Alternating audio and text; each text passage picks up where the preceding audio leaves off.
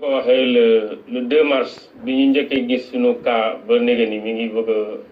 gannaaw suba foog naa ne lay mat ñaari weer buñ ci tollee xam naa ne ministre de la santé dina def bilan wax ci ñaari weer yi bilan bu gën a exhaustif bii ñu war a def nii ak lii ñu war a wax nii tey c'est vrai que feebar bi mu ñëwee wax dëgg yàlla jaaxal na àddina ndax boo xoolee même ci milieu scientifique bi werante yi ci am rek mooy wane ne des fois waroo am na ci maanaam amaguñ ci firnde bu wóor bu tax ñu mën ci wax yenn wax yoo xam ne day dëgër te du tox bu ngeen fàttalikoo feebar bi muy ñëw liñ ci njëkkoon a xam rek mooy wàllaate bi gaaw na mooy wàllaate bi li koy def mooy nit ñi ko yóbbu loolu moo tax ci décision yi njëkkoon a jël mooy nañu nit ñi moytu ndaje réunion yi loolu lañ njëkk a wax réunion yeeg rassemblement yi plage yeeg football yeeg rassemblement ci espace yi nga xam ni espace yu jaamu catholique jaamu yàlla la mooy mosquée yi muy église yi nañ moytu nit ñi dafa daje ndax liñ jàpp mooy nit ñi ñoo koy wàllante rawatina bu ñu dende Sénégal c'est vrai boo xoolee lim bi nga lim léegi nii yeggaguñu 1000 en l'espace de 2 mois am na ci réew yoo xam ne yi en l'espace de 2 mois dépassé nañ des milliers de cas peut-être que li ko waral mën na am ci stratégie bi ñu doxalee moo war a wute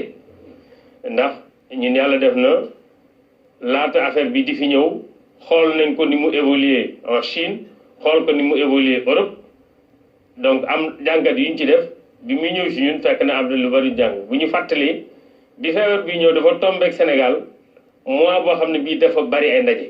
muy ndaje diine yu am solo muy mois de mars ndaxte mois de mars bi muy ñëw daanaka ci la daje ak Porokhane ci la daje ak ziara général Tivaouane ci la daje ak Kazu Rajab ci la daje également ak ziara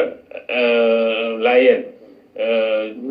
Médina Gounass également ci comment dirais-je moom aussi nga xam ne war nañ fa def semaine ci la daje donc mu tàmbe woon période boo xam ne bii vraiment rassemblement yu bari am na Sénégal ci didactique bi président nañu kenn ku ne xam ne sensibilité religion fii ci Sénégal nañu waxtaan ak kilifa yi diine yi indi leen que ñu mën a comprendre mbir mi parce que au départ même ñun da ngay toog yaa dégg expliquer man mii jël naa sama téléphone expliquer ay kilifa yi diine ni nga xam ne moom la affaire bi doxee boobu melagutoon nii bu ñu fàttali boobu c'était au début mars waaye yàlla def ñu sutura ba ñoom ñëpp ñu adhéré ci mesures yi nga xam ne jël nañ ko maanaam loolu moo waral aussi peut-être affaire bi évolué wul ni mu évolué ci yeneen dëkk yi parce que teel nañu dakkal réunion yi c'est vrai que am na yoo xam ne yi des na parce que nag xam nga Sénégal boo leen bëggee tere yu mel noonu day xaw a compliqué mais bon heureusement avec la pédagogie fexe nañ ba ñu nangu ko tey nit dana am dëj ñu bari duñ la topp ñu bari duñ dem ci kër ga dañuy toog jaale téléphone parce que jamono ko laaj nit day am ngénte daanaka kenn ngénte tudd dañuy tudd rek daal di jàll ci leneen te yooyu yëpp ay habitudes yoo xam ne jafe woon naa génn ci Sénégal yàlla suturaal nañu nag ba tey wax dëgg yàlla bu ñuy wax moins de 1000 cas en l'espace de 2 mois en tout cas ci suñu réew ak képp koo xam ne Sénégalais yi ni daan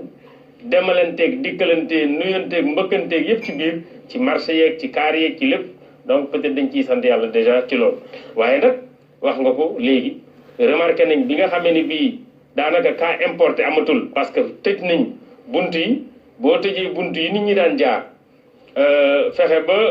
toog pendant ab diir keneen ñëwul ñu toog lu mat fukki fan ak ñeent keneen ñëwul daanaka période boobu la cas importé yi jeex amaan na sax entre cas yeneen yi ñëw mais yeneen yi ñëw mënees na ko comprendre parce que ay doomu Sénégal buñ ñëwee ba ci buntu Sénégal di fëgg bunt bi buñ feebaree tamit dañ leen di jëj loolu mënut a ñàkk loolu moo tax mu amaat après sax cas importé yoo xam ne yii peut-être mën na jógee ci Sénégalais yoo xam ne dañoo tukki woon ñëw ba ci buntu Sénégal ñu autorisé ñëw waaye li nga xam ne lii temps yi moo commencé peut-être jaaxal nit ñi mooy cas communautaire yi cas communautaire yi nag li koy waral mooy nit walla la feebar bi te xamoo kan la donc da ngay dem ci bërëb jëlee ko fa bërëb yooyu nag mën nga ko jëlee ci koo xam ne kii peut-être que moom sax xamul ne feebar la parce que feebar bi noonu la ñu ko jàngate koo xam ne kii mi ngi feebar développe benn symptôme maanaam symptôme bi ñuy faral di wax ne nañ day am courbature amu ko day saqatul dafay tisoliwul boppam day méttiwul amul fièvre loolu mooy cas yi symptômes yi ñaaw bu fekkee ne loolu lépp amu ci te ba pare mu am doomu jàngoro bi te période boobu mu ko am moom xamu ko mën na ko wàllaate donc loolu moo tax cas communautaire bi daal di garaaw donc effectivement mën nga gisanteeg nit d'une rencontre anodine mu jëlee ko fa daal di ko yóbbu sa kër boo demee yow dana la xam peut-être mais xamoo foo ko jël loolu mooy cas communautaire loolu moo tax nag ñu gën a jëlaat yeneen mesure bi nga xam ne du cas communautaire yaa ngi jël ñu avancé ci réunion yi ñu amoon ñu ne dañ koy continuer gannaaw état d'urgence bi mu ñëwee ñu dakkal demlante bi dikkalante bi boo xam ne bii ministre yu mën a ci dikk léegi c'était pas une mesure facile à prendre parce qu'il fallait voir lan la ñuy def est-ce que dañuy dakkal entre régions est-ce que dañuy dakkal entre communautés parce que li gënoon a yomb mooy pour que aussi booy def mesure da ngay jéem a xool aussi naka nga ko mën a appliquer li gënoon a yomb effectivement moom bi sax moom a convaincre dama li gën a yomb monsieur le ministre mooy nañuy def interurbain nga xam nañ garage interurbain yi fi ñuy jógee donc boo fekkee dakkal nga ko déjà oto dootu fa jógee donc loolu mu doon lu am solo ci décision bi ñu jël ko donc loolu mooy li ñu jëloon léegi nag communautaire bi mi ngi dem mi ngi law ñu jàpp aussi que ne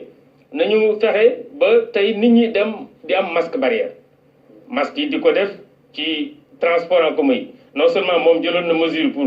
limiter nit ñi peut-être dana ci dikk waaye ñu ne boo duggee ci biir nga def sa masque bu ngeen demee ci bureau yi ngeen def seen masque bu ngeen demee ci comment dirais-je bureau yi même administration ñu def suñu masque gannaaw ba ñu bari ci administration wàññi seen effectif la fa dese kës néew ñu def ay masque donc am nañu yaakaar ne déjà loolu wax dëgg yàlla décision la boo xam ne bii très rapidement nit ñi adopté nañ ko donc am nañu yaakaar ne danañ ci mën a indi ay saafara ci lii nga xam ne lii mooy coow li muy cas communautaire. jërëjëf monsieur le ministre sa naataango wax na ko léegi ci njëlbeen Sénégal dafa jël ay décisions rapidement parce que seetlu nañu par exemple dëkk bu mel ne France ba mu duggee ci dëkk ba en janvier dañu toog ba mars doogay confine doog a wax nit ñi dañ toog am na sax ñu naan loolu moo tax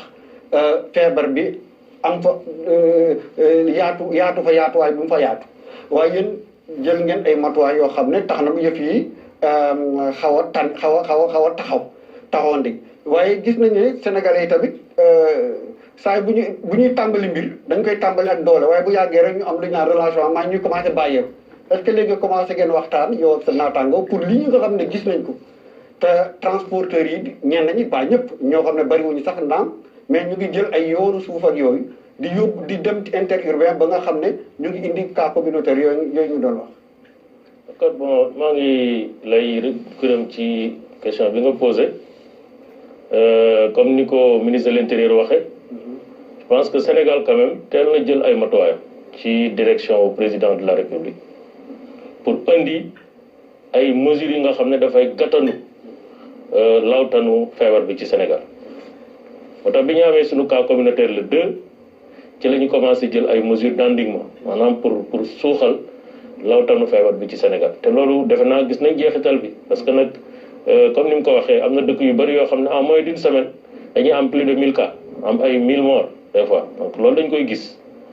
donc liggéey boobu liggéey bu am solo la ñu koy liggéey ak structure bi nga xam ne moom mooy comité national de gestion de l'épidémie xam ne moom mooy formuler ay recommandations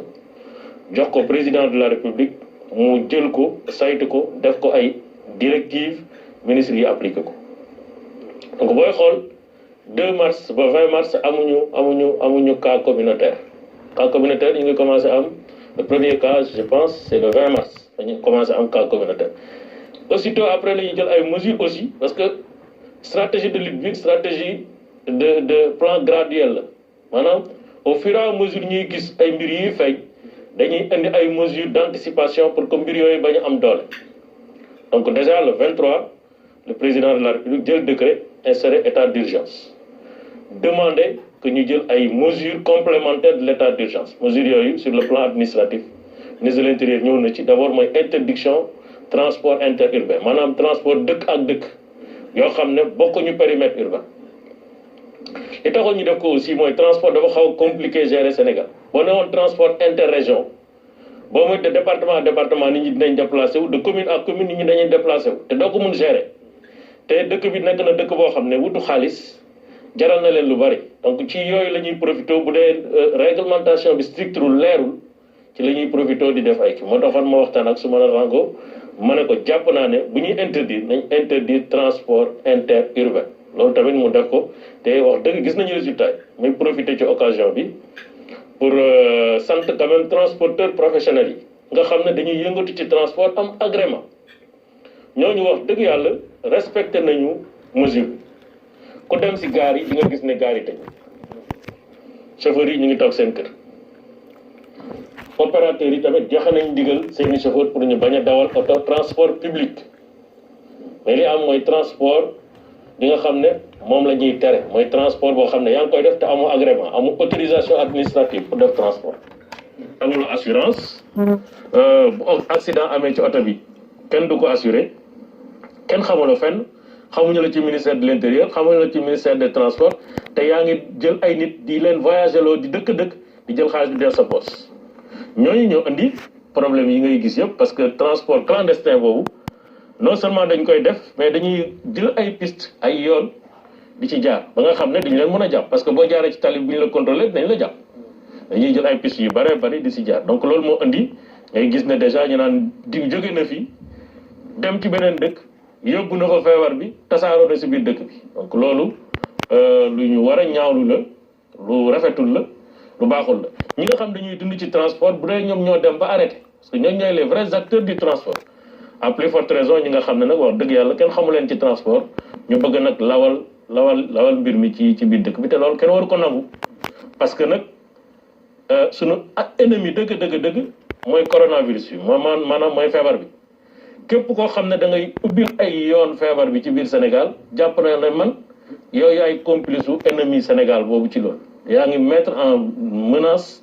la sécurité sanitaire du pays te loolu waruñu ko d'accord moo tax d'ailleurs boo suivre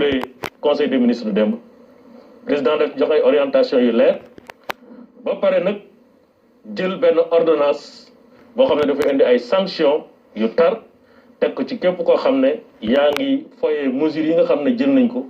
te mu nekk mesures yoo xam bu ko ñëpp appliqué Sénégal mën na mucc bu baax ci yëf yi ku koy foyee di ubbi bunt ci feebar bi nag yoon dal sa kaw.